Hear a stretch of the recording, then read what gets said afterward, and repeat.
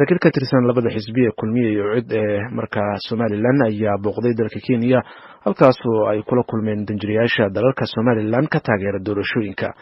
gudoomiyaha xisbiga UCID Engineer Faisal Ali Waraabe oo wafdigaasi kamid ahaa ayaa eed u jeediyay gudoomiyaha xisbiga wadani Cabdiraxmaan Cirro isagoo ku eedeeyay inuu aragti aan sax ahayn ka bixinayo Somaliland iyo doorashooyinka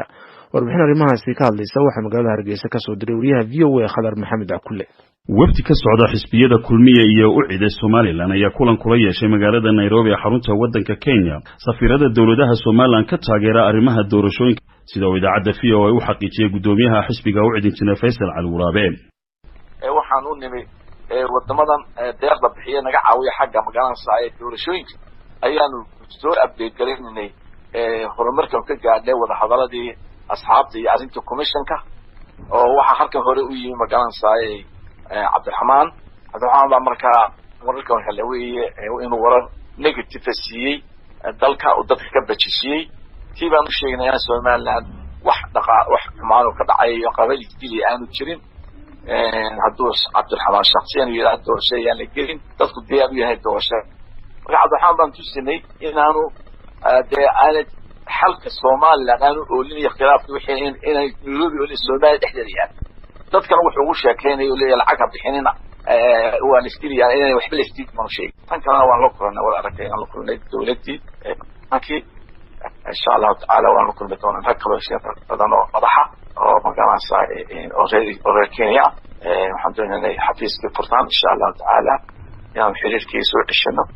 Commonwealth-ka adiyada ilaha ay naga aabaaniyaan si aan Commonwealth-ka u noqon lahayn Faisal Ali Waraabe ayaa sidoo kale waxa uu sheegay in aanu gudoomiye Cirro diyaar u ahayn inuu ka qayb qaato isaga iyo xisbigiisuba doorashooyinka golayaasha deegaanka iyo wakiilada dabayaaqada sanadkan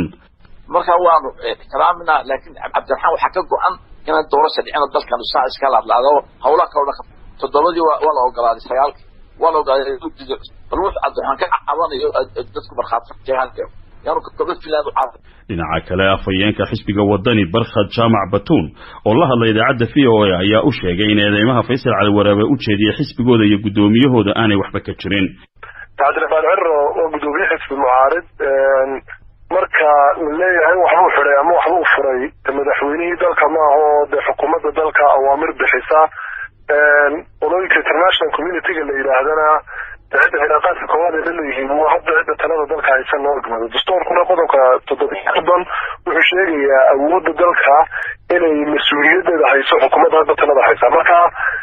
ده حسب معارف اللي يبي international community يبو صور حري أو باش اللي دلك يبو صور حري أو ده أود أن حسب جلهينه من الحكومية ماشي هذا كم مقطع marka xigtada Faisal waa nin odaya oo shakhsiyan xisbi ahmad ixtiraam hayno